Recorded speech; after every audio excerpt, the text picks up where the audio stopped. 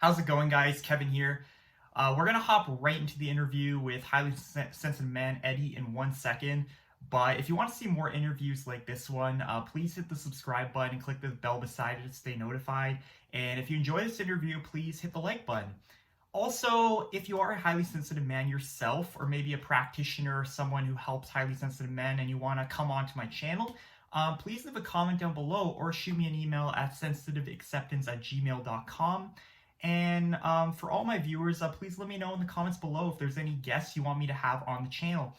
So without further ado, let's hop right into the interview. So today I'm here with Eddie, and he's the infamous guy who I mentioned in a couple of my videos about. He was having issues with his work and feeling like he needed to be a wolf in the workplace, as he referred to it.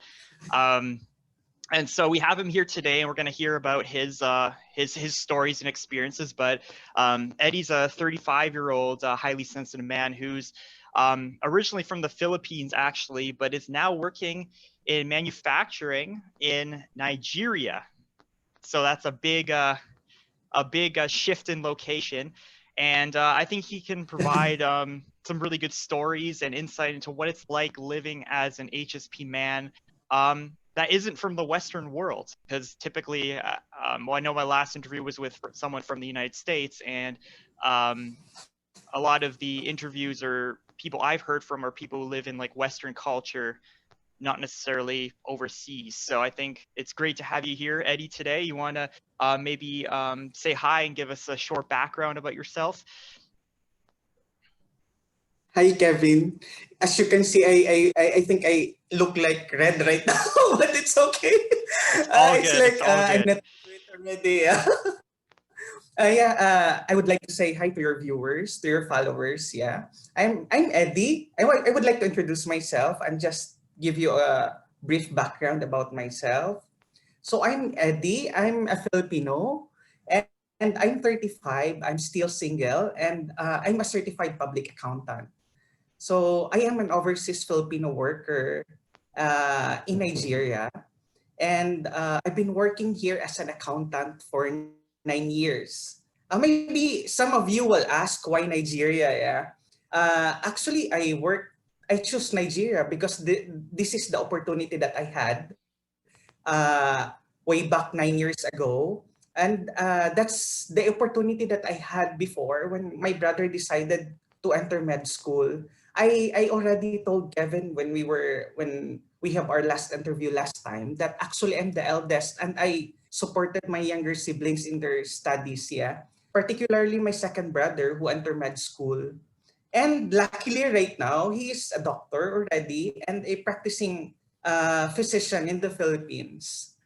I grew up with a single mom since my father died when I was still 11 years old.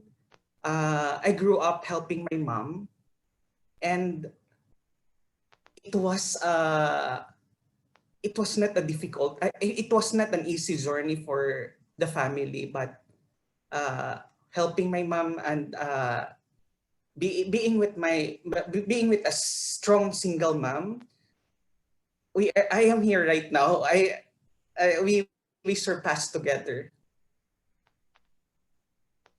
So I guess that's the brief story that I can share with you. I'm crying already. Yeah. Oh, you're It's just showing that some I'm emotion crying about already. your family life. Yeah. Because You it was miss not them an probably, I'm easy sure too. one. Yeah. Mm-mm.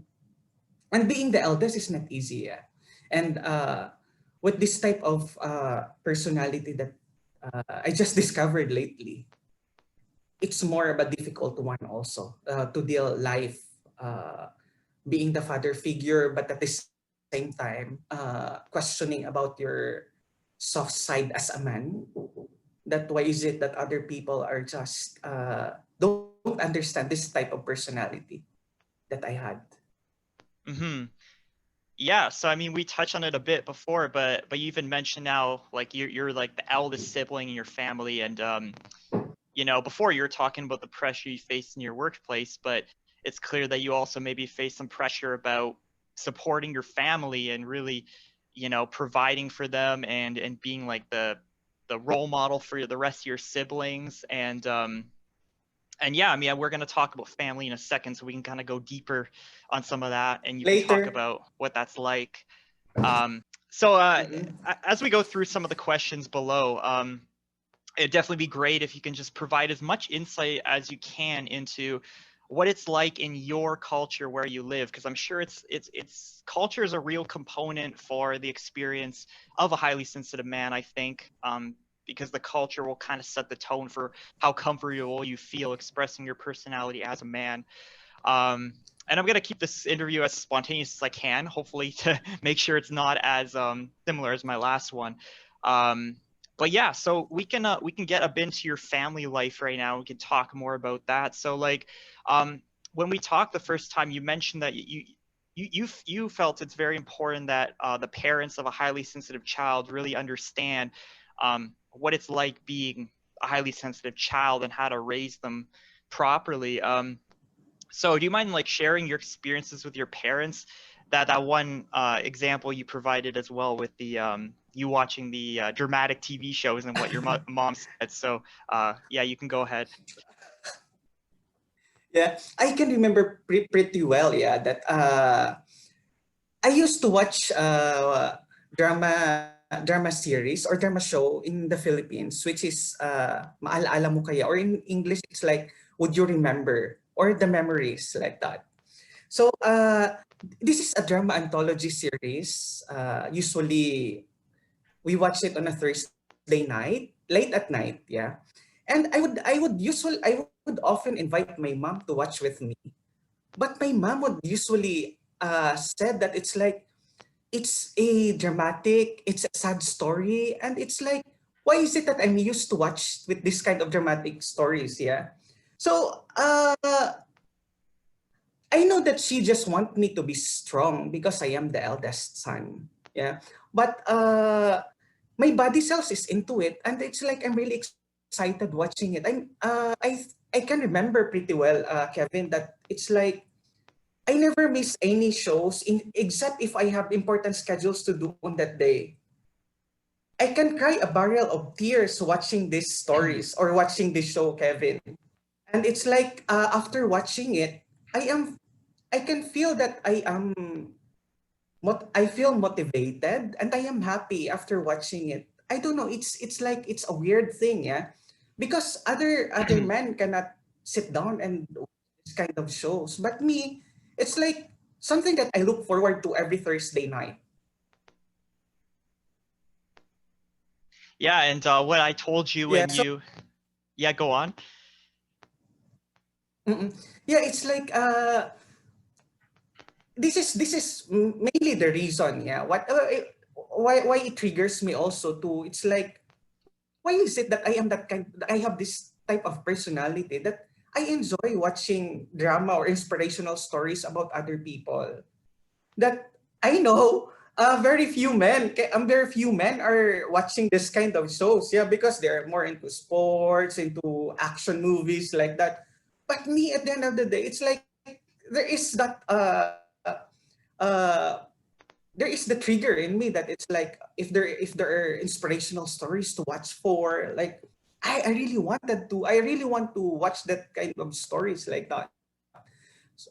And the feeling and the lessons that I used to learn after watching it, it's like that's the main reason. That's why I look forward to watching this type of drama and real life stories about other persons, or particularly Filipino life stories, who champion life with their unique stories and the struggles that they win in life. Yeah.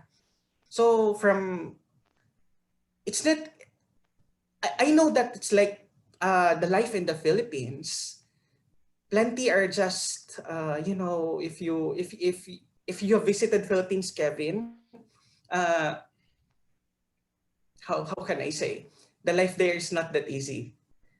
Maybe others, very few are enjoying a well lived life, but plenty Filipinos also are just struggling in life. Yeah, but you will be amazed how these Filipinos are just so resilient in life that at the end of the day, even though how much difficulties, how much uh, typhoons that usually visit our country every year, these Filipinos are very resilient and very strong. It's like they always find a silver lining in all these calamities that usually, or even struggles that usually we encounter every year. Yeah, so I So I wonder. guess that's Yeah, finish. Go ahead. yeah. So maybe that's one thing also that this this journey of mine, why is it that I'm really eager to learn more about myself? About why is it that this type of personality is such a unique that at the end of the day, maybe other young adults there, men adults there could not relate because as what I've said, this is not a normal uh, craving from young adult men outside. Yeah. So I think, I don't know if it's only me like that. I'm sure it's not only you. That would be a pretty interesting statistic if it only was you.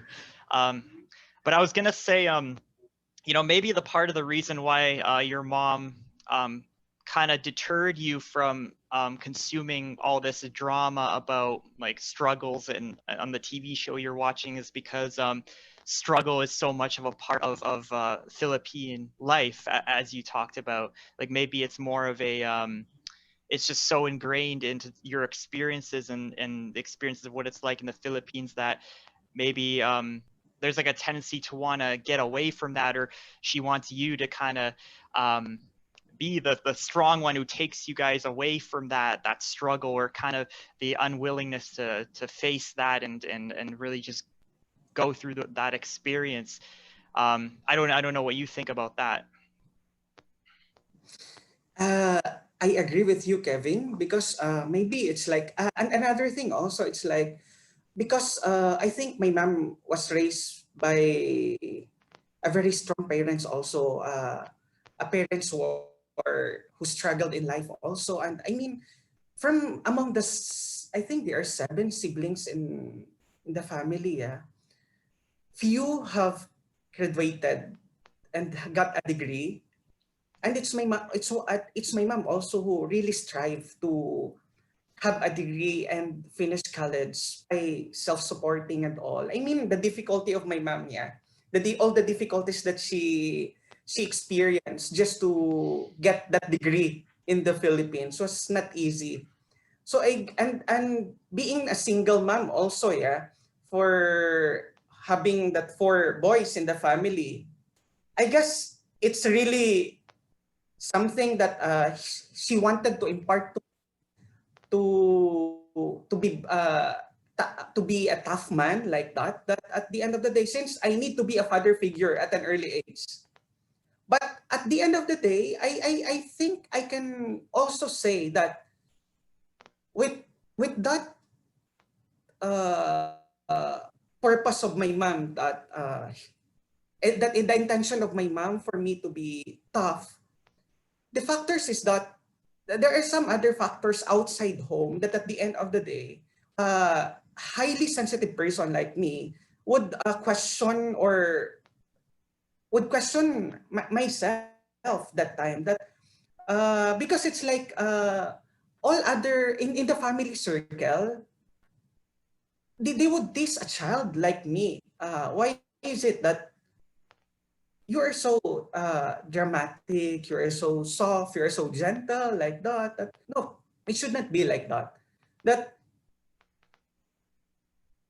I don't know, yeah, because it's something that at the end of the day, it is still fresh, Kevin. That this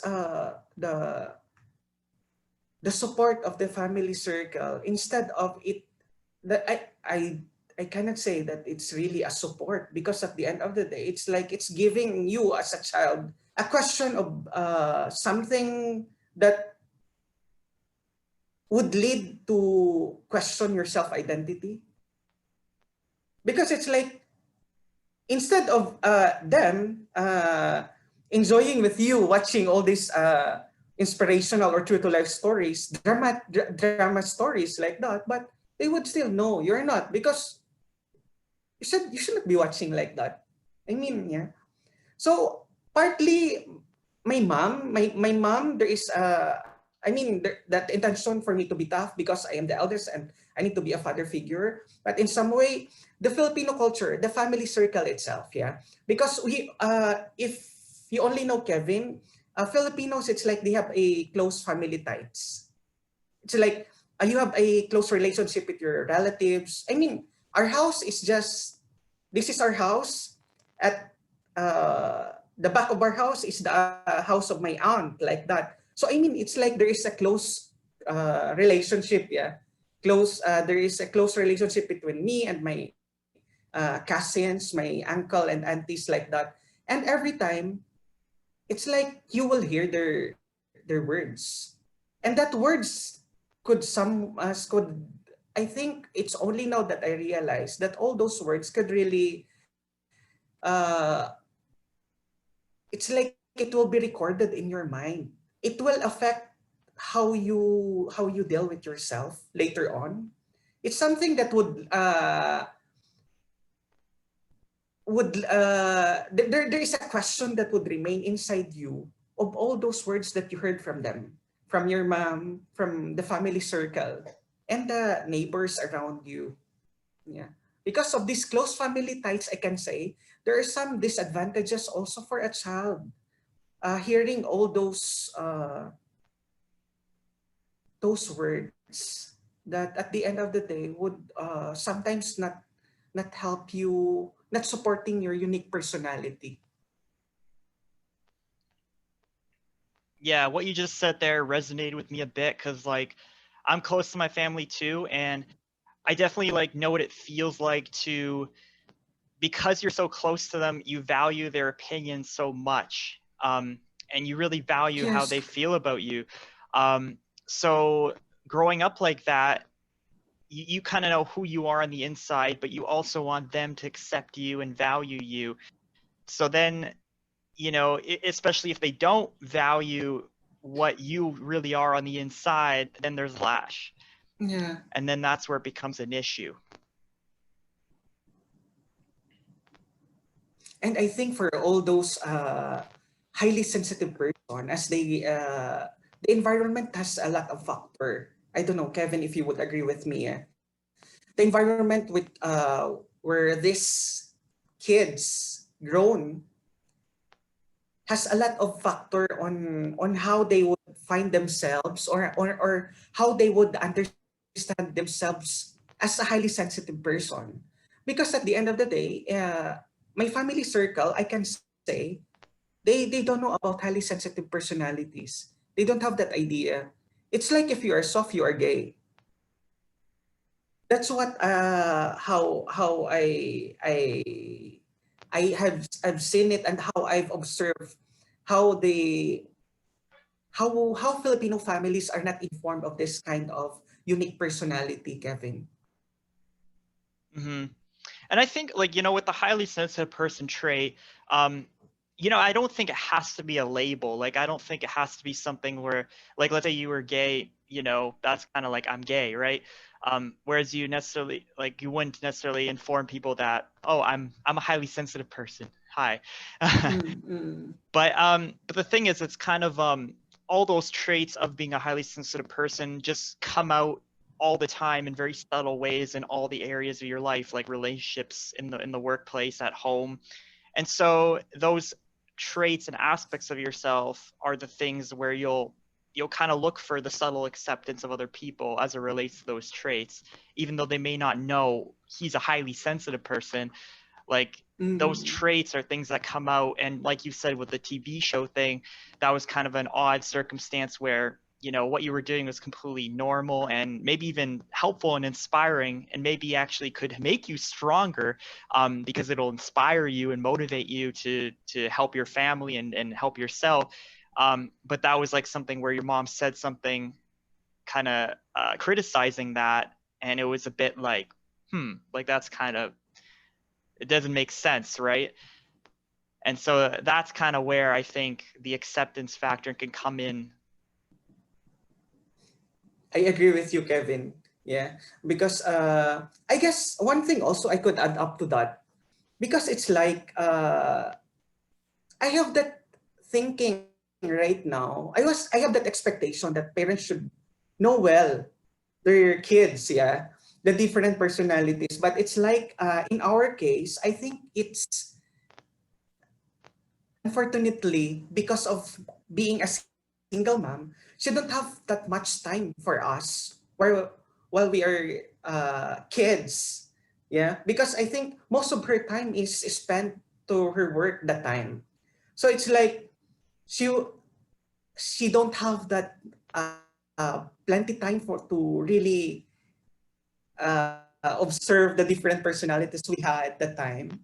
And I would say uh, I think my mom don't have that available tools or materials that time, that at the end of the day uh, she would learn about this type of personality. That's why for her it's like, no, you should not watch that kind of drama shows, yeah, because for her it's like it should be for it should not be watched by man as he or a man as what she knows. So it's like there's a limited information on her side that time, I should say. Yeah. Mm-hmm. And are any of your siblings women? I don't have but I have a, how do you call that one, LGBT brother. Oh, okay. And Okay. he's a doctor right now. My second brother. He is what widely accepted in the family, and he got my support on that decision. Mm-hmm. And so, well, they've actually done studies, and they've shown there's no correlation between like being gay and being a highly sensitive person. It's actually not like, it's not, even though maybe the stereotype or the assumption would be like a gay man is probably more sensitive. That's actually not true. Mhm. So I was just gonna ask you, like, what's some of the differences in personality between you and your brother? Like does he face some of the same things, or is he like have less of those sensitive qualities that maybe you have? Actually, Kevin, if I should say it straight, yeah, I am even more sensitive than my gay brother. I mean, yeah, because it's like I am more concerned of even short details in the family, short issues in the family, small issues in the family. Like, I mean, I would definitely say that he is more comfortable of his life being a gay.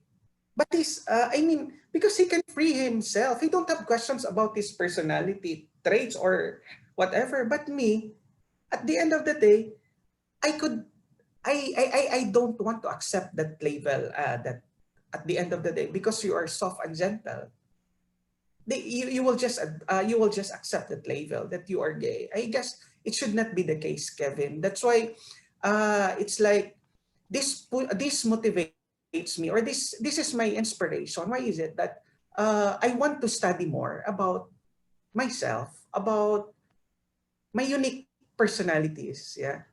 I, you can easily identify my brother as gay because it's like, really, that's his preference.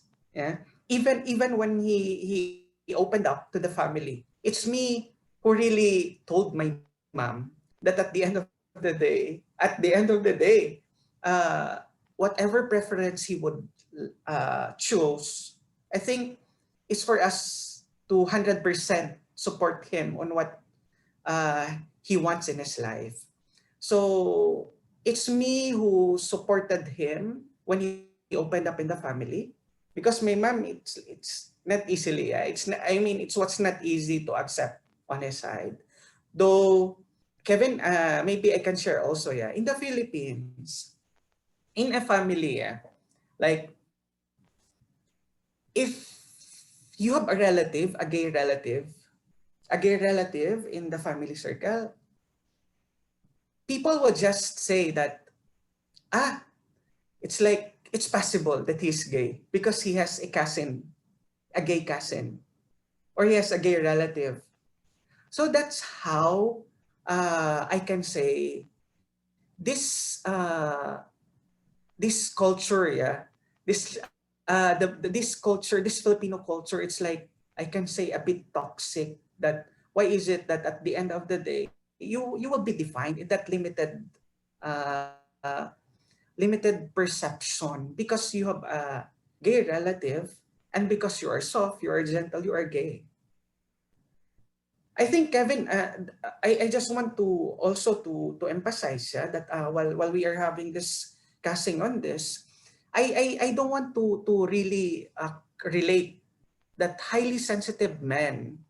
It's like there is a relationship between this unique personality to be being labeled as gay. What I'm trying to point out here, or what I'm trying to just be open about, it's like that people should be more accepting. Yeah? That it's like people should be more aware and informed that actually being highly sensitive is not necessarily being gay, as what you said. Yeah. That's exactly it. And that's the thing. I think that, like I mentioned, the stereotype, and it may be easy for people who in society to maybe say, oh, this guy is like really has sensitive, kind of more feminine traits. He must be gay, right? Like and then that's a false Yeah. assumption, because the truth is there actually isn't a correlation between being gay and being an HSP. It's two, they've done studies on this and it's shown like it's about, you know, there's no special statistic that shows that there's a correlation. So it's time to squash that stereotype essentially. And there can be men who are heterosexual and just have more sensitive type of traits. So yeah. I agree, Kevin. Yeah, so I think we can kind of just shift a little bit further down the line and talk about your experience with other boys, like growing up. Because you mentioned one particular story that I want to touch on, and you talked about, I think, military training, was it, where you were appointed to be like a leader, like leadership position, but then the other boys questioned you. So why don't you tell us about that? Actually, this is one sensitive story to tell, Kevin. Yeah, because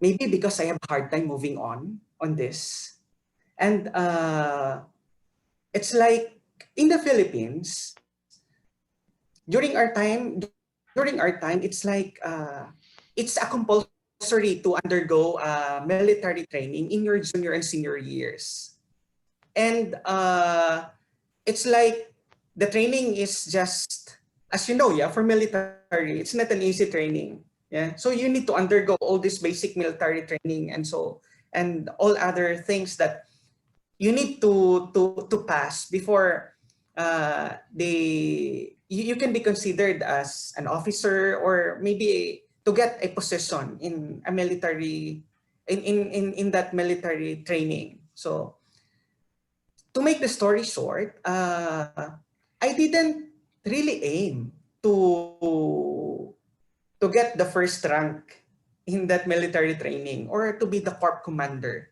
We call it corp commander. But it's like, I shall say that because when I was in high school, I am excelling in both my academics and extracurricular activities, Kevin. And I don't know if before I'm I am not sure actually that time that this by excelling in the academic and extracurricular activities, I will have that opportunity to get that first rank. But really, that first rank has been given to me. It's like I became the corp commander in our batch, but I didn't get the support of my batchmates then, particularly the men or the boys in our batch. Yeah, because it's like they have someone that they're expecting to be the corp commander in our batch.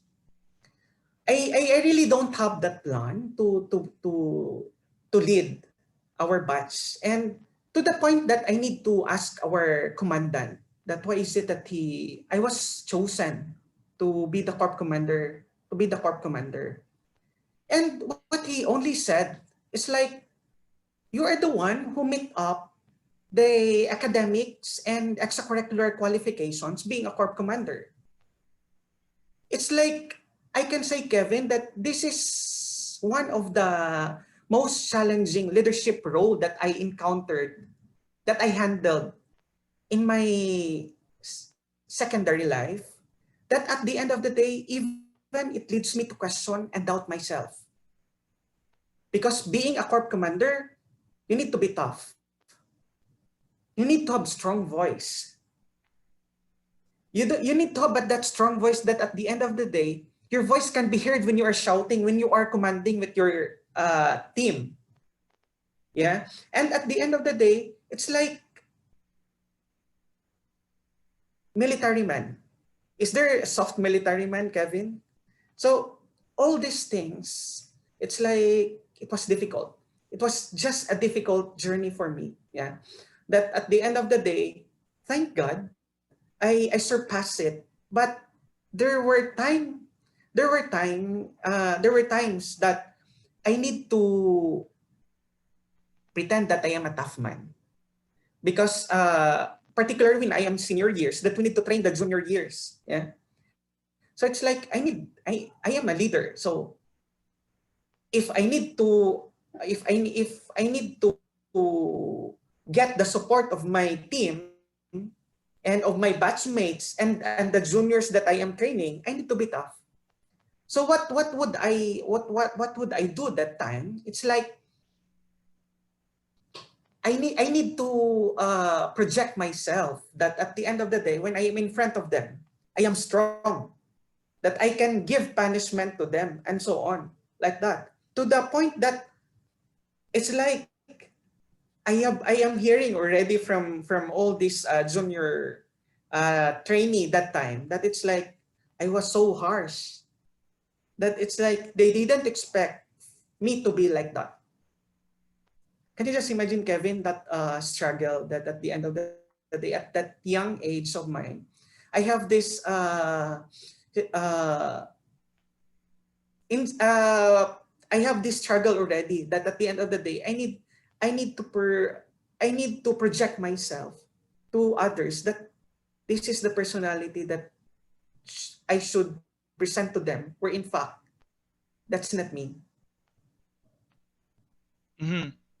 And so you mentioned as well, like the other guys, when you were appointed to that position, the other guys were saying things that were kind of critical of you and like, oh, he's not like fit to be this, or do you mind just touching on that? Yeah, I guess you know, when we were in our secondary, it's like when we were in high school that time, it's like there's a lot of peer pressure. Yeah, at the end of the day, uh, you need to join them so that you could win them. I mean, like that. Yeah, but there are several encounters during high school years that at the end of the day, you will not hear it directly from them. It's like you will just hear it from other people, or you will not hear that direct comment from them. But at the end of the day, you will feel it, because you will not get the support from them. So far, I think that's the big challenge that time, that it's hard to get that 100% support. So yeah, I think that's my big struggle that time, Kevin. I didn't focus actually on I didn't have that much encounter of them directly talking to me that they don't want me for that position. But those I've heard a lot of things at my back, uh, they cannot confront me directly on that thing. But later on, I realized that when after we graduated already, and then I have some good friends, yeah, uh, good friends from my batch who honestly shared it to me. That's the time I learned that actually I am not the one that they like to lead the batch and to be the corp commander of the batch. Hmm. And so just to build off that, like when you were actually a leader, like what was your experience? Like, did you find like you did a good job and you were actually a very effective leader? Like, what was that experience?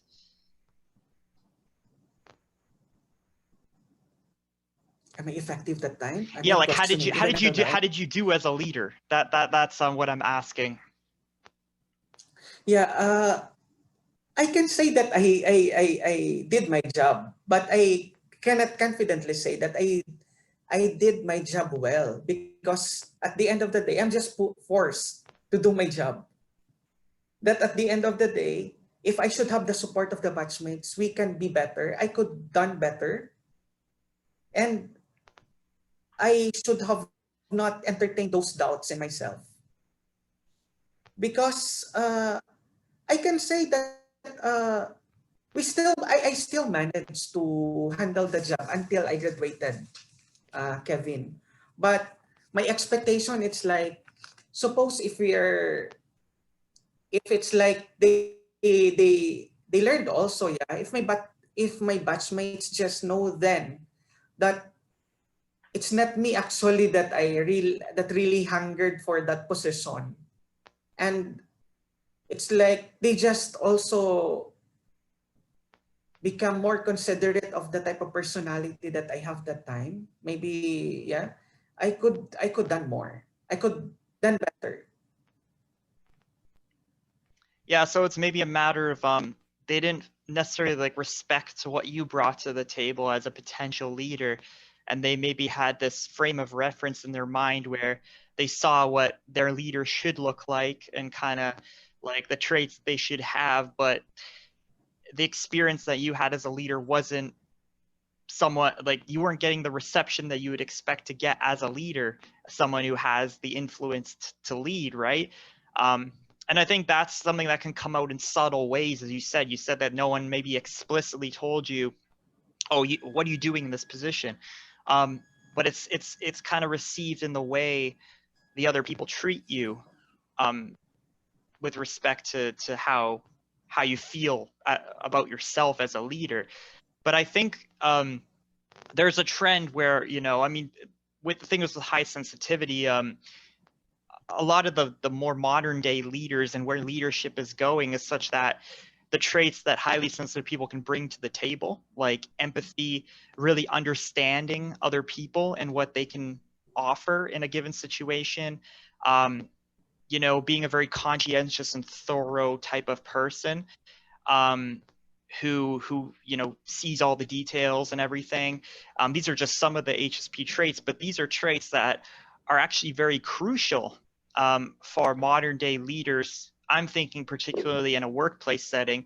I don't know much about the military setting, and I imagine the way it works there is it would take a lot to kind of change the mindset and ways of thinking and culture around what leadership is in a military setting, and how you can maybe utilize some of those traits that you have, like that conscientiousness. As you said, you were good in the academic sense, but also some of that empathy and understanding to really maybe understand all the people that you're leading in that military context and know how you can actually lead the team successfully because you understand everyone. I agree, Kevin. Yeah. Uh, I should say that if I am just aware, because maybe I think I just focus on the limitations that I have before. I I didn't get that advice earlier, though. It's like just go with the flow. That's my mindset before. Just go with the flow. Whatever I can give to the table.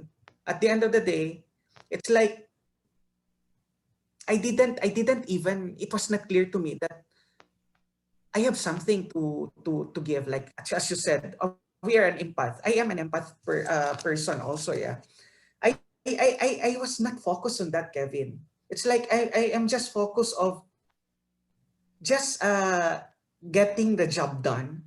That at the end of the day, I didn't see any opportunity to excel on that leadership, because I know at the end of the day, I don't have that support. And that support system, it's like me being sensitive type of person. It's like it's something a big deal to me, so that I could do better. Mm-hmm. So say I can say that maybe in that case, I'm still doubting my leadership. Mm-hmm.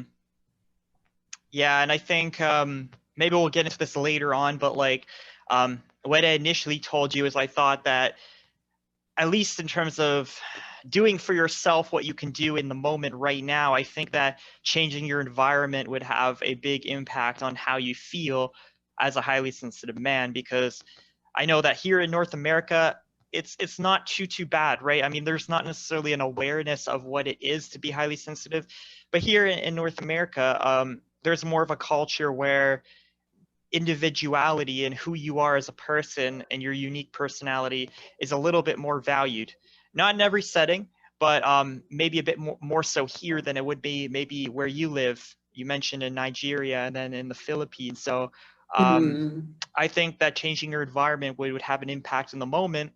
And then, obviously on a grander scale, it's tough to change the culture of an entire place, right? That's a huge mission. And I mean, that's something we're trying to work towards with this YouTube channel, and kind of getting more of these stories and experiences out to the public. So there's more of an awareness about what's kind of going on beneath the surface of a lot of highly sensitive men and just HSPs in general. So yeah.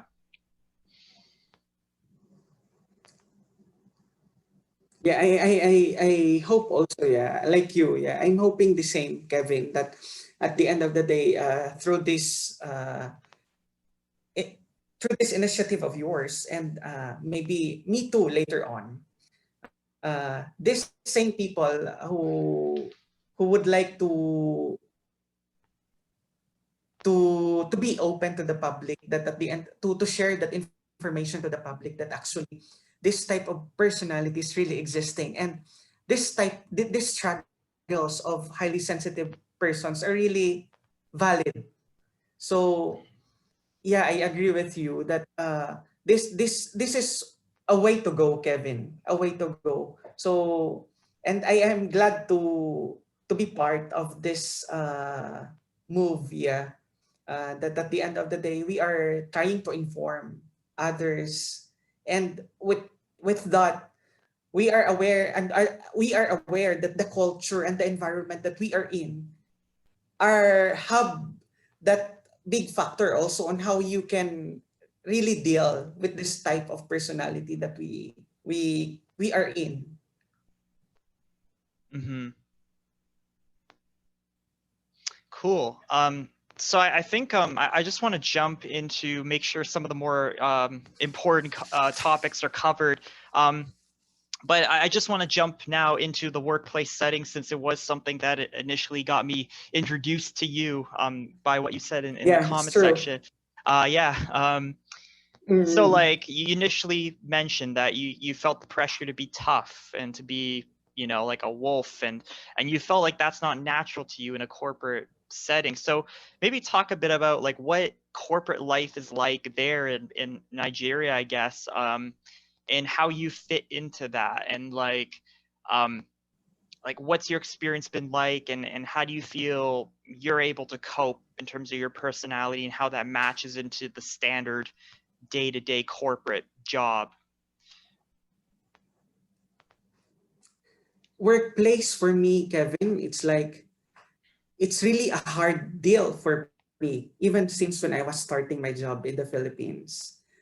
Uh, I can pretty remember well that my supervisors would usually tell me that It's like I have a soft voice, soft, sweet voice that I am very gentle. I need to be tough.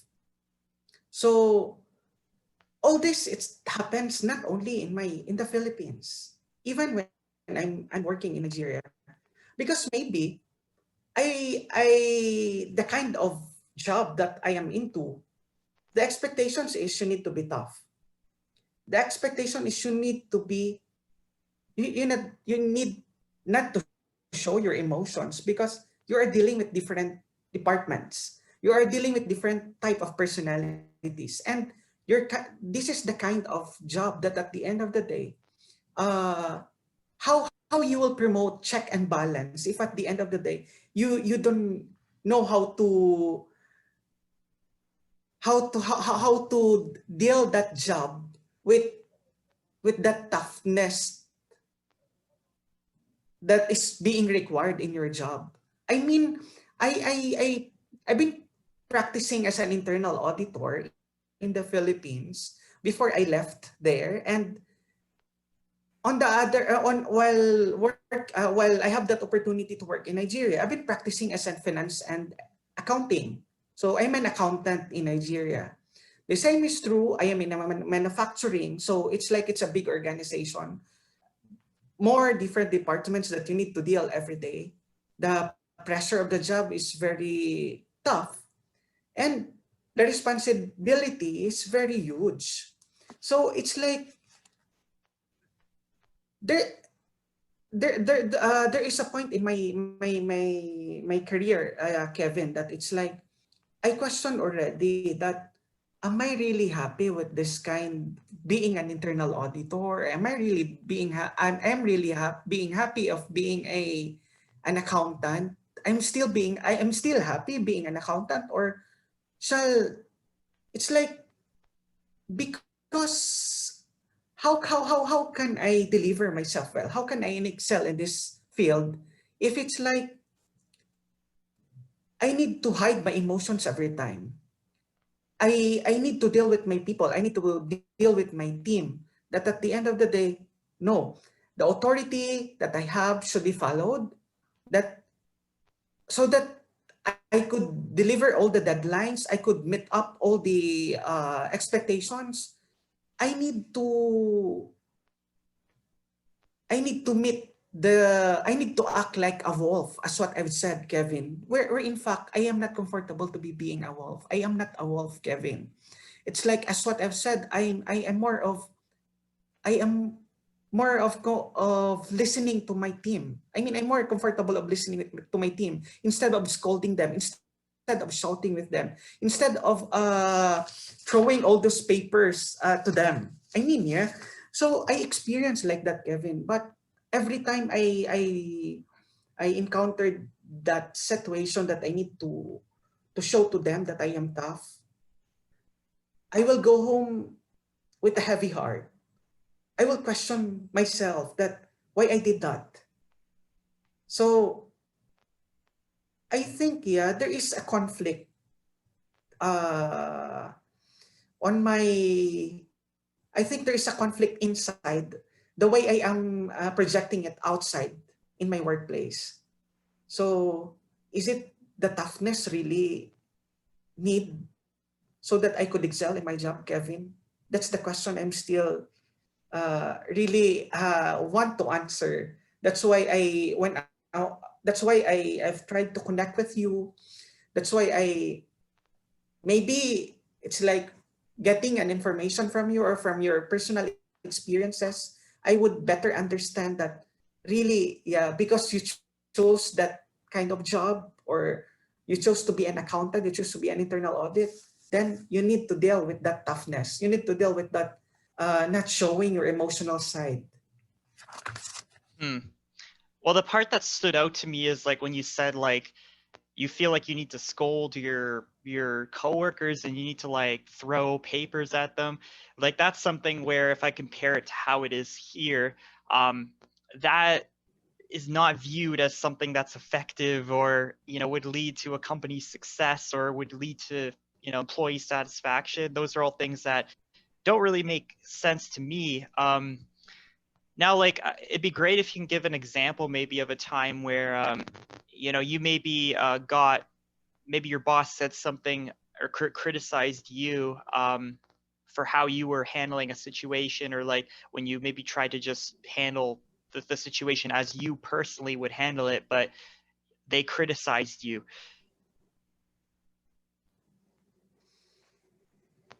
Oh, it's like maybe that time that I was handling a project. Maybe I was handling a project for one construction of factory. Yeah, it's like we're trying to expand, and then I was given that task to handle the accounting and finance for while they are just starting the construction phase of that project. And I need to deal with this superior, this big boss. I mean, senior bosses that who is handling, like, let's say, the purchasing department, or let's say on the engineering department. You know what, Kevin? If I would deal it personally, if it's the real me to deal with this senior bosses, it's like I would talk to them on a gentle way. But I was advised that I need to be that strict. Yeah. I need to project, like, I I need something from them. So I need to have that authority. And how can I relay uh the how can I relate to them effectively what I'm asking, if I will show to them that my soft side, because it's like the face of that project, it's like it's very fast, and then it's like there are plenty transactions here and there, and then we have plenty purchasing and so on and so forth. But at the end of the day, it's like, oh, as part of your job, you need to ask them, you need to ensure that they are submitting documents that really, I mean, that's complete, proper documentation, and so on and so forth. But I cannot do the job if it's like I'm just being soft to them. So it's like there is an encounter that time that it's like we've been sharing already communications through emails, that I tried through emails, but at the end of the day, it's like I copied also the big boss already, and then, and with that initiative, I was told by my big boss that at the end of the day, Eddie, you are dealing with this type of persons, this type of leaders, that at the end of the day, your being soft will not be effective. So your softness or your being gentle will not be effective in this kind of work. So with that, Kevin, I try to adjust. There is one encounter there that I really need to have, how do you call that one? Maybe an argument like that. So at the end of the day, I'm not comfortable really. I'm not comfortable of arguing, especially to senior bosses like that. I don't know, Kevin. It's not me, I think. I'm Yeah. just what I'm curious about is like when you mentioned like being soft.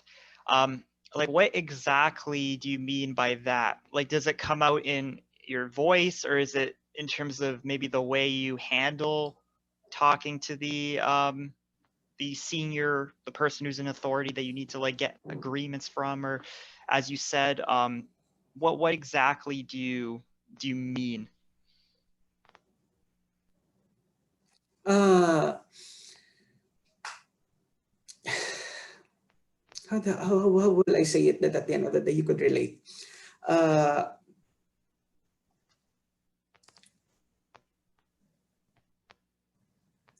I think here it's like if you have that strong voice, you need to show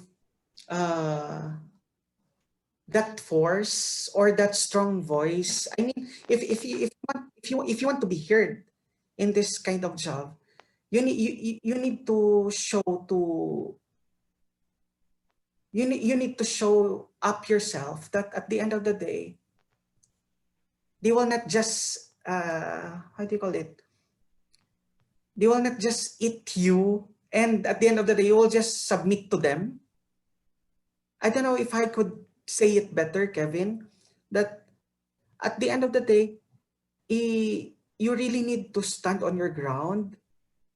That saying it on a soft side, I mean, saying it gently would not often is would not be effective on my side.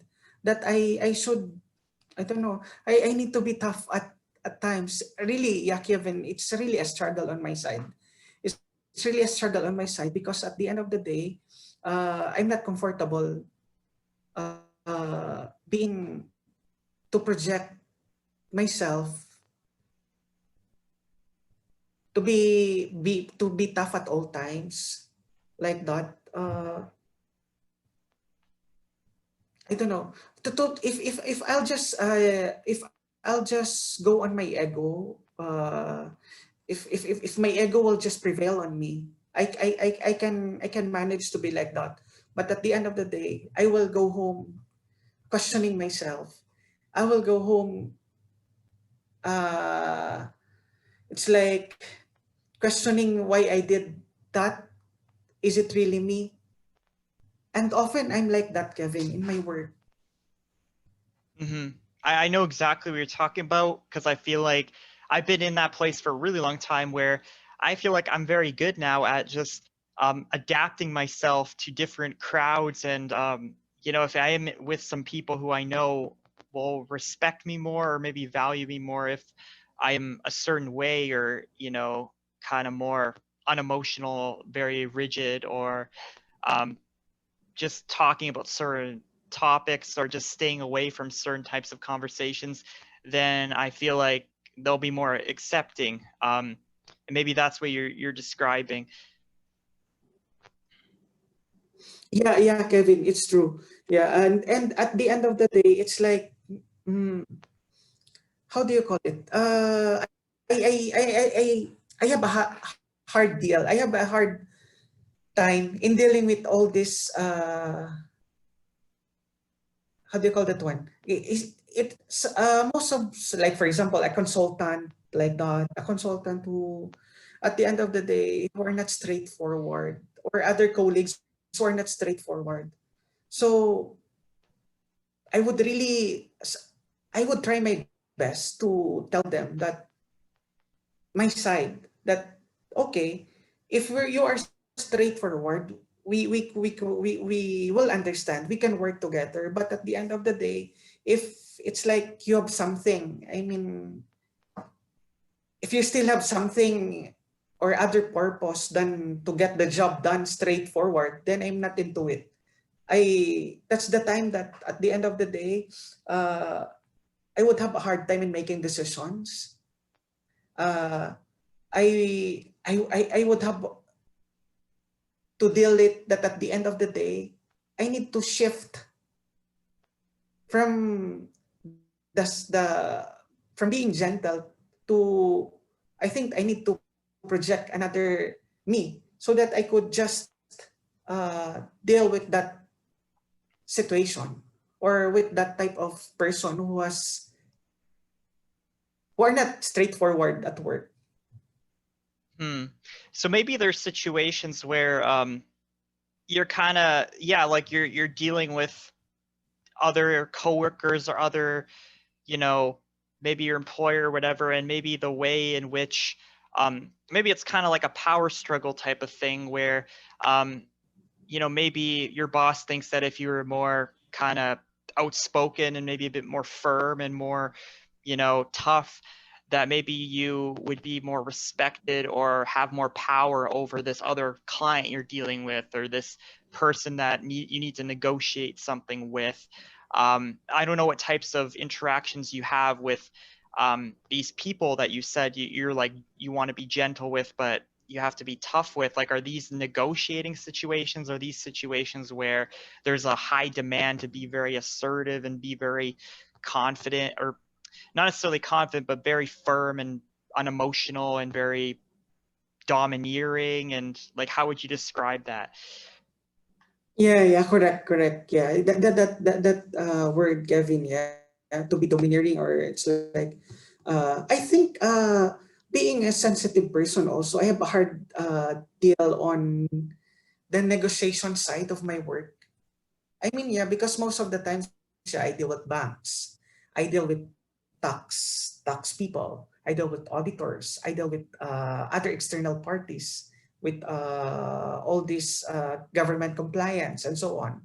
But at the end of the day, it's like, really, Kevin, maybe if I just being a sensitive person, yeah, I think I would just need that proper training. So, and more exposure on the negotiation side, because really I am weak. I admit that it's like, I'm still weak on this skill, that maybe, I don't know, for a highly sensitive person, it's like, I don't know if it's really a struggle to them on building their negotiation skills at work.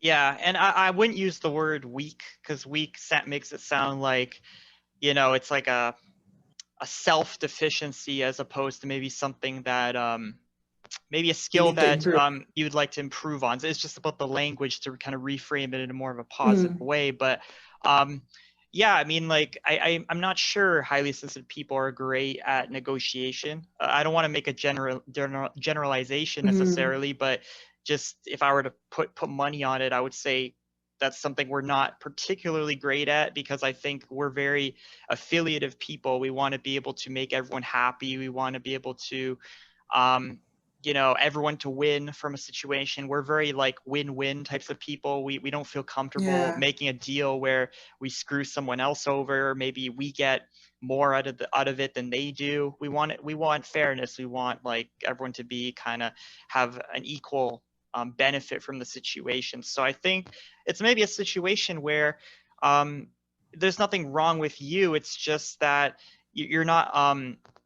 It's not a situation where your lack of assertiveness or your lack of negotiation skills lines up with it very well, right?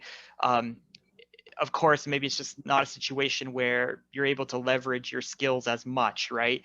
Because maybe negotiation is something that you'd like to improve on. It's maybe not a strong suit for you. So I think it's really that type of situation. And if negotiation is something that's like really highly valued in your workplace, then it may be more of a struggle for you, and maybe you're best to use your effort to exude your strengths in maybe other positions or other areas. Um, that's how I view the situation. yeah. Thank you for that, Kevin. I guess, yeah, it's true that unless I would have that strong drive for myself to really improve this skill on, because really it's really a big part of our role, yeah, as an accountant and internal auditor, to deal with external parties, with all this government compliance and so on. So at least I think the struggle is really valid, and for me, I think I appreciate that input, Kevin. That at the end of the day, if I have that desire to really improve that negotiation skills, then I can thrive with this kind of job. But if I am not really keen into developing this kind of skill, and would just focus on, it's like, because as a highly sensitive person, it's like I preferred more on a win-win situation, on fairness and so on.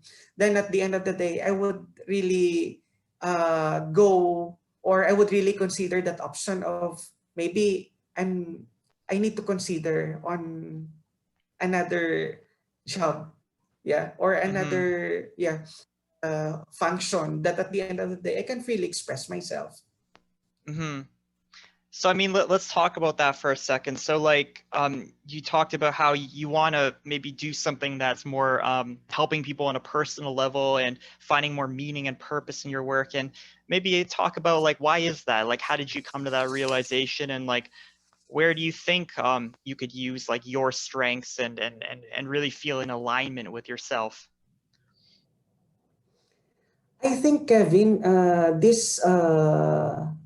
I could relate this craving, yeah.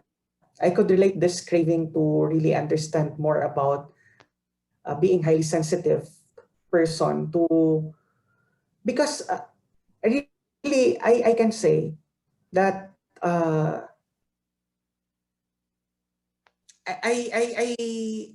I chose this degree or this course of mine, not necessarily thinking that that time that I am a highly sensitive person. I don't have that idea yet, Kevin.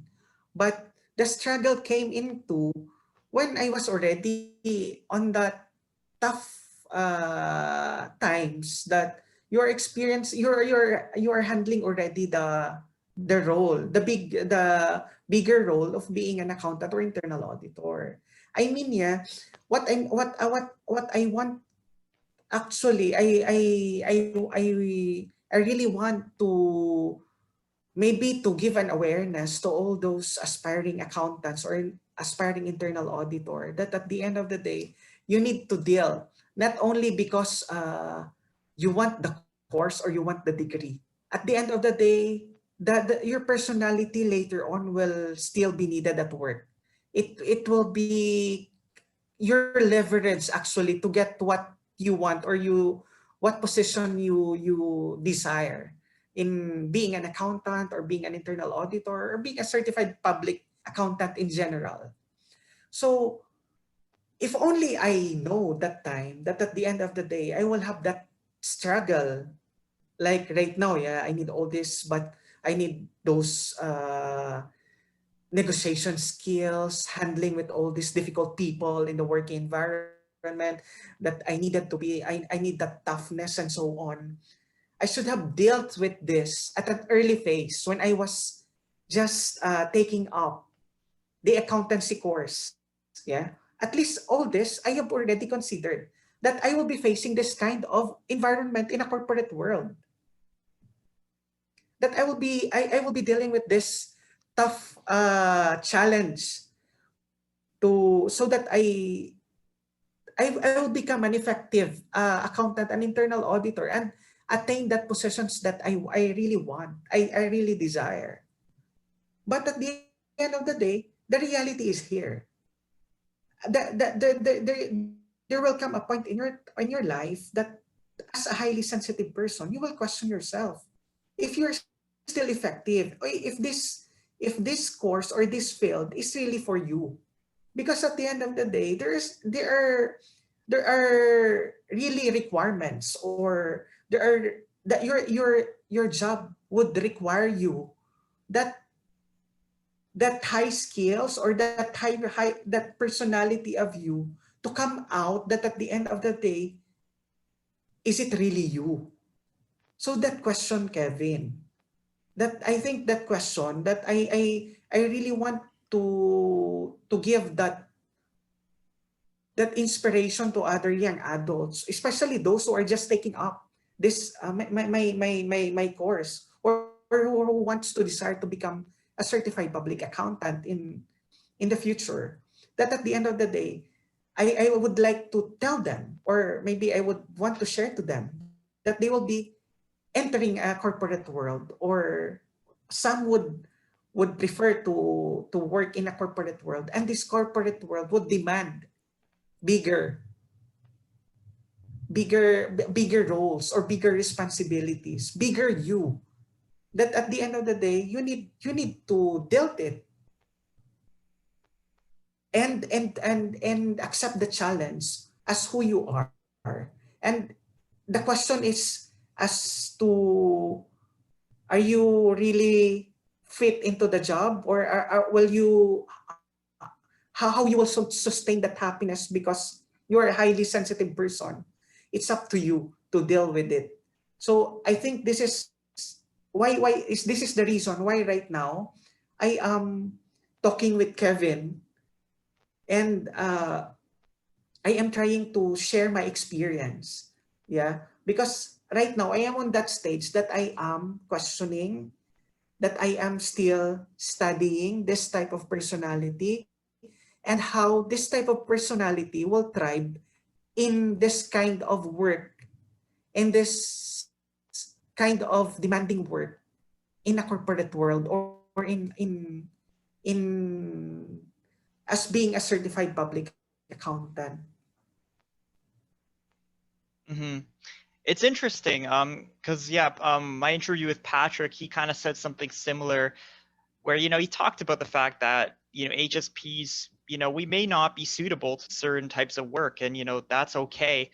Um, and I could talk for like 5 hours about it, but I think that this is why I talk about personality type on my channel too, because I think that it's just so important for people to develop and go through that process of becoming self-aware and really understanding, how can they map their strengths, who they are as a person, to the things in the external world, like what career might be a fit, like what path should they go down, like as opposed to taking all this feedback from what other people want you to do in the external world. Oh, society says I should do this, my parents say I should do this.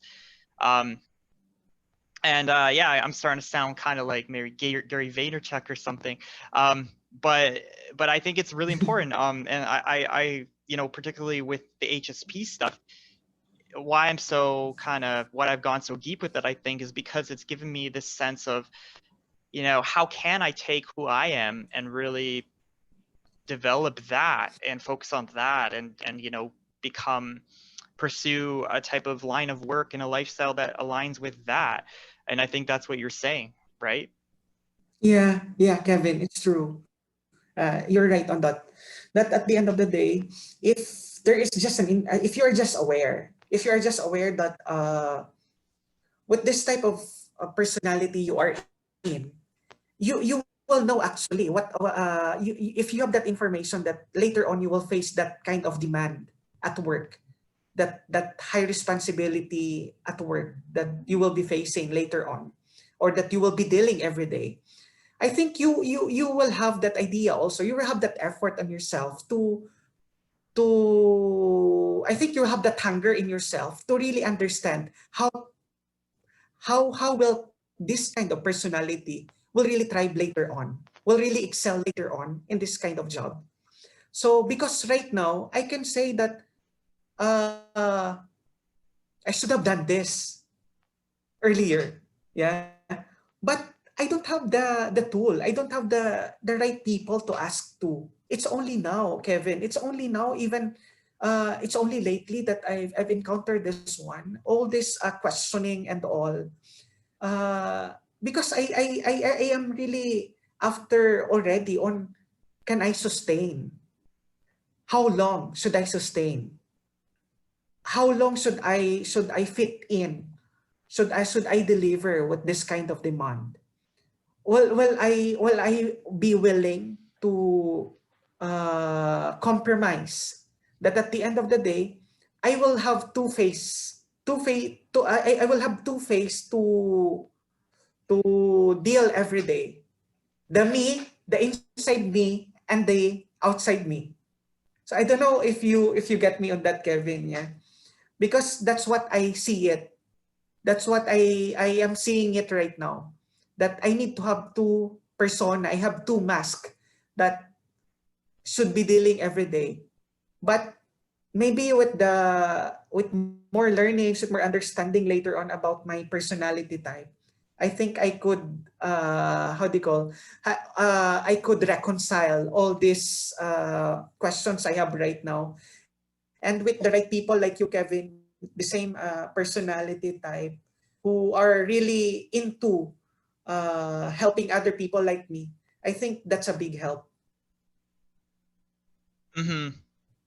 And yeah, you're one of, I think, a number of men out there that I've kind of seen who have just recently discovered this HSP stuff, and now they're in that discovery kind of process, as you said, just like learning more about it, figuring out, how do I apply this to my life? And that's a bit of a struggle too. And that we're kind of going through all this stuff here. And I myself am still in my own life figuring out a lot of this stuff as well. Like, how can I take all this knowledge about who I am and high sensitivity? Okay, great. I kind of know how I am, but how do I go out there in the real world and use it to my benefit, right? And it's a tricky Yes. question, and I want to get further and hopefully get more answers, unpeel more answers related to this stuff. So like, what do you think in terms of like maybe reducing the stigma of being a man with sensitive qualities? Like, what do you think masculinity should really represent moving forward, and how can we kind of get closer to that, do you think? I think masculinity should not be defined, should not be limited as to the body belt, as to the strong voice, as to being an sports-minded man. A true man for me is a man who really understands his personality type, who is best at his core. And I think a true man for me is a man who can really handle the role and responsibilities as a son, as a brother, as a friend, and as a leader in a society. So I think with that perspective, with that broad understanding, I think this will be an instrument or tool to others that at the end of the day, they should not limit masculinity type as to all these big men, big men with big muscles and all. And I think with this platform also, Kevin, yeah, my self-awareness journey, and understanding my personality type, yeah, I think this is a one-way tool that at the end of the day, I can use this. I can use this to other people, that I can be an example. I can be an image to the other people that actually being a highly sensitive person is something that having a unique personality. That unique personality that is just open, and it's the inside you. It's the inside you working outside. That it's not because your family circle expectations, the society expectations of you to be being a man outside. I mean, it's more than that. And using my small my small voice, or even my platform in social media, I think that image that I could show to them, I think that one is something that could help other people also, or young adults outside there, to better understand and to have that drive, or to have that hunger to have to value actually of having time to understand better their unique personalities as a man. Mm-hmm. And to build off of that, I think that there might be people who are, those pro masculinity type people who are like really, they really like masculinity. They want it to like, not change, and or they really value a man's man, like a real man, as they would say. But what I would tell them, that I think you just said, is you can still be a man and have these qualities, right? You can still be a man who is supportive of his Mm, family and his siblings. You could still be a man who's loving to his girlfriend, his wife. You could still be a man who serves the world and goes to work and or does whatever he does in his career, and serves his purpose. But it's just in the way that it's done, right? It's in the way that we utilize the strengths that we have and use those to their maximum potential, right? Maybe we love in a different way. Maybe we express our, our life's work in a different way. Maybe we you know, we use different strategies to raise our children, or we use different strategies to support our Yeah. family members, but it's all just it's, you're still doing what a man would do, you're just doing it in a different way. Yeah, correct, Kevin. And I should add on that, yeah, because I as what I've observed, yeah, particularly on my family circle. The thing is that stigma of because you are expected to be the real man, as quoted. Some even could not open up, could not voice out what's really inside of them. And because of that, at the end of the day, it's like their potentials are being limited. That I saw some of my relatives that at the end of the day, who could have done more? Who could have done more? Because it's at the end of the day, uh, because of that label that the family circle has passed on to us or to them. It's like, yeah, because you are a man, you need your work should be like this, your job should be limited on this, and so on and so forth. So at the end of the day, their potentials are not maximized. It's like they're being limited, Kevin. So I should say that I think we should the parents itself, they should be more understanding, and they should have that time to really know more about their children. They should have that time to, even they should be the first person to tell a child that if you are a highly sensitive child, or if you are another type of personality. So I think they can be a big instrument, Kevin, yeah, while growing up. So that these children or these kids would not have that same struggle like us or like me, because they were informed. The family that they grown up were already exposed, or they have already that information, or are aware already that at the end of the day, highly sensitive kids are existing, and they are unique, and they can excel, and what they are inside, they are free to express it outside without that labeling, without that fear of stigma that at the end of the day, are you a real man? So I guess, yeah, I hope with all these endeavors that we are doing, Kevin, I hope this can go far. At least this could give more awareness and appreciate life better. Yeah, because because of your unique personality, you can achieve more. You can maximize your potential by. But at the end of the day, like me, I need to struggle. I need to struggle to know myself better, because with all, from young, from being young, from being teen, from dealing with all this teenage life, from work, and all this, yeah, it's been a question that I only now I am trying to answer. Mm-hmm.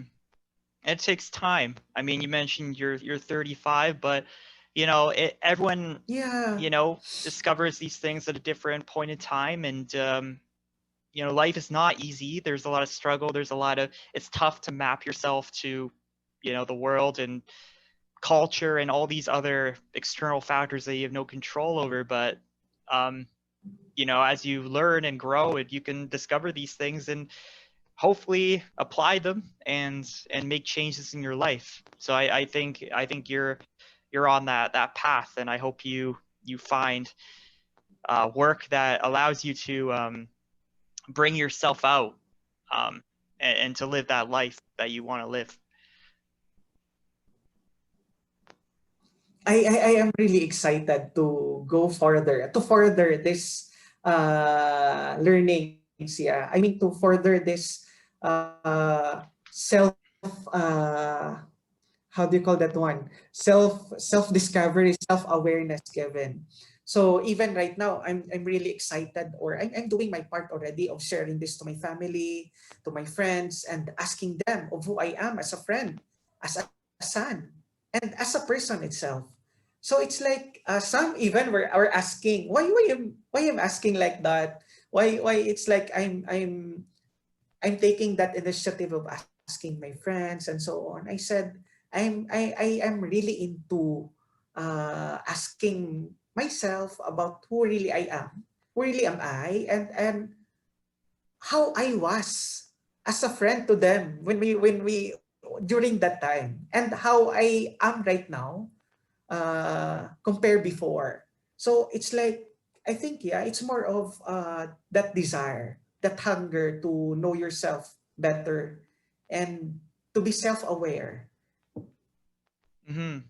Yeah, definitely. Um, we're at an hour and a half, so we're gonna kind of wrap things up in a few Oh, minutes. Yeah, we've talked a yeah, really long yeah. time, Mm. but lots of good information. So um, yeah, and what do you want to tell? So I know we kind of already touched on this a bit, but like anything else you want to leave highly sensitive men with, like any words of wisdom or any sort of things that you want to communicate to the people who are watching right now?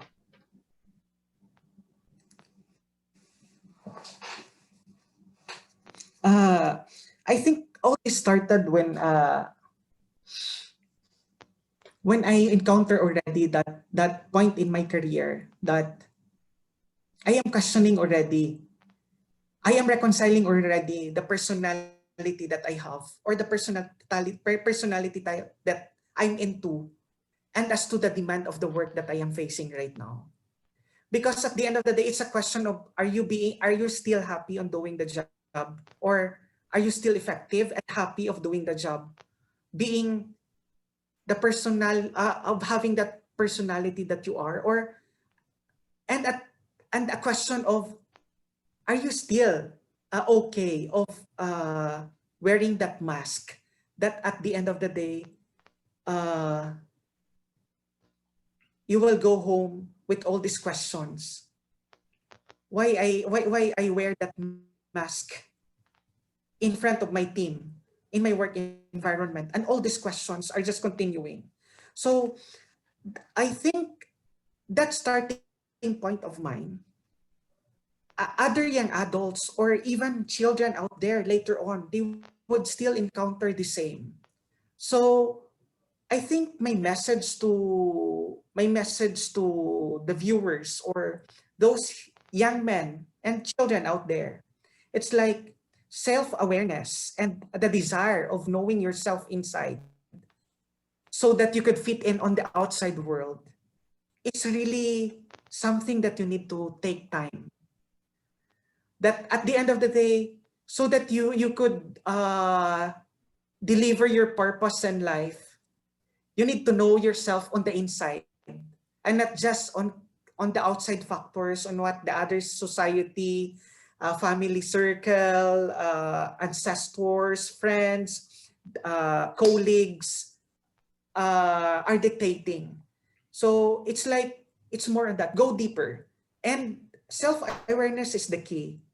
If you know yourself better, if you know the personality type that you are in, you can have a better, happy, and abundant life. I think that's the key, Kevin. Yeah, I would agree with that, honestly. Self-awareness is huge. But the final question is like, do you have any social media you want to share? Any kind of any way the audience can contact you? Totally up to you, but if you want to provide that. Yeah, actually, I would like to invite your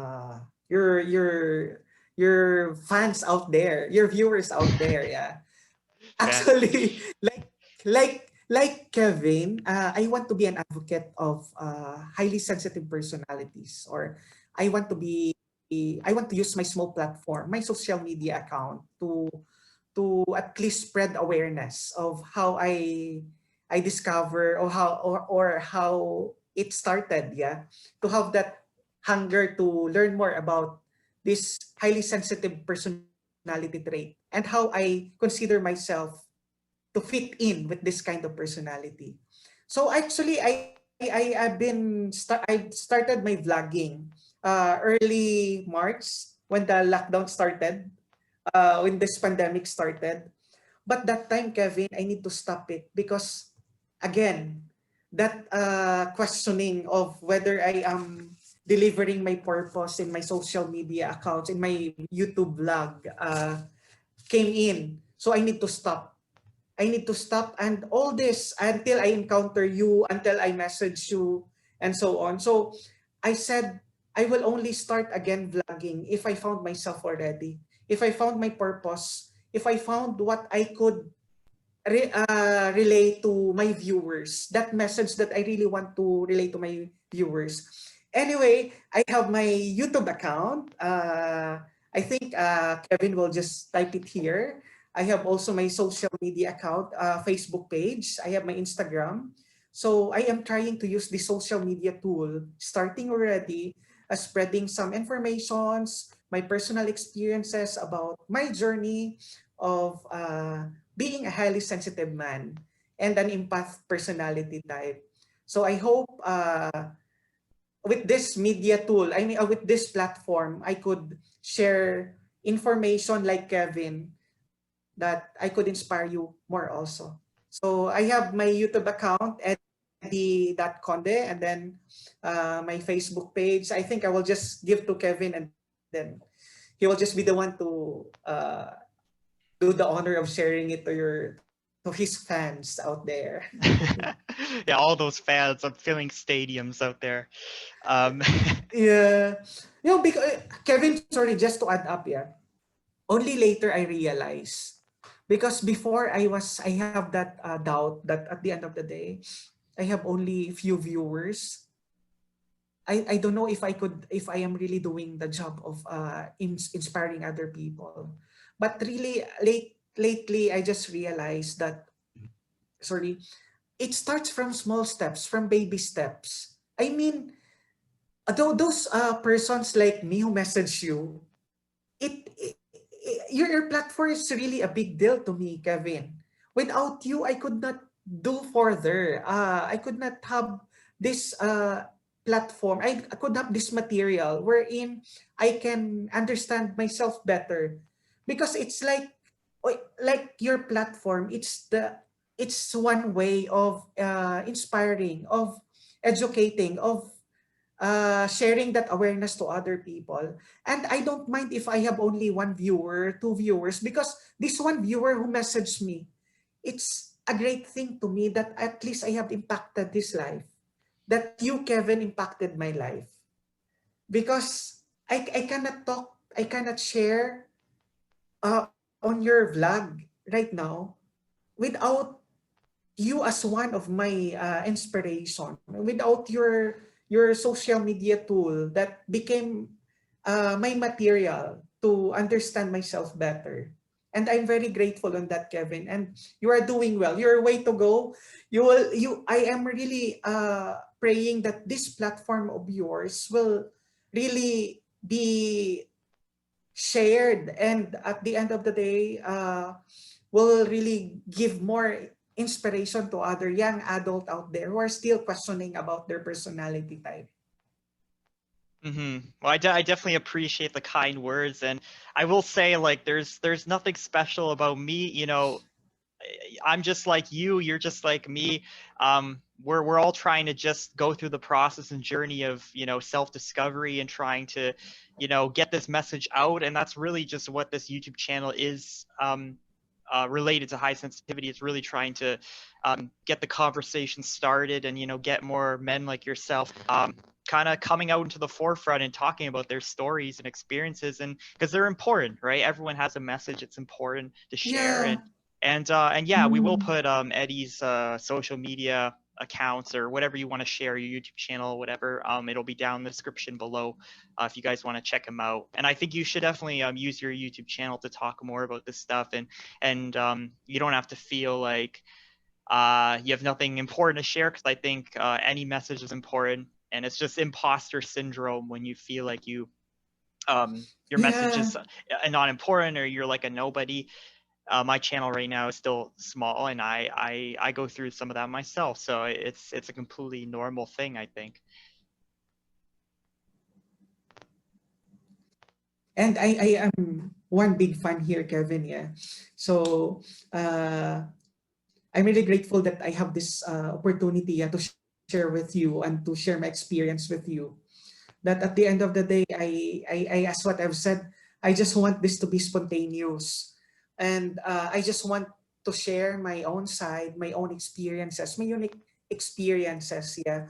Because at the end of the day, yeah, I've read that it's like, if you will not share your unique soul to others, it's like, who will share it to others? It's only you who could definitely share your own unique experience and who could materialize it. Yeah. Not other people, not Kevin, not my mom, not my brothers, but it's only me could share it better, could be effective to deliver the message to other people. Because that uniqueness of each of us, there is a message behind that.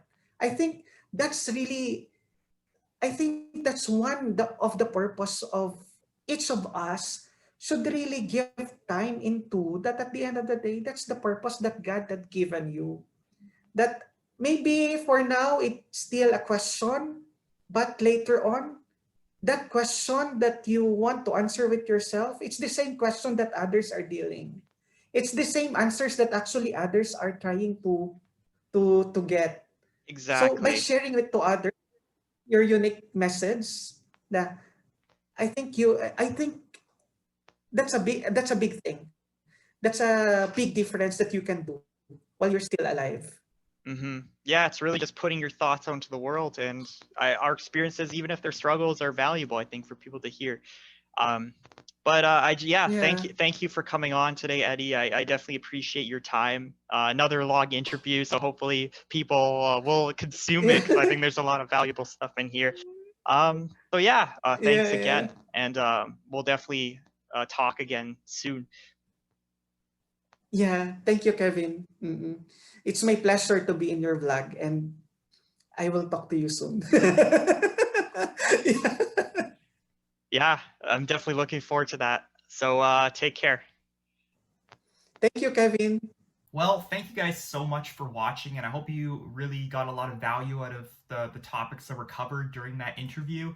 And if you did, please leave a like on this video, and also hit the subscribe button and click the bell to stay notified of future videos. And also, please leave a comment down below and let me know of any topics you want me to cover in these types of interviews in the future, because I want to really hit on those topics that can help highly sensitive men the most.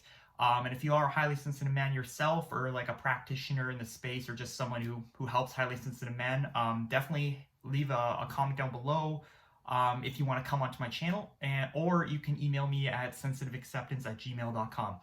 So until next time, guys, we'll talk soon, and take care.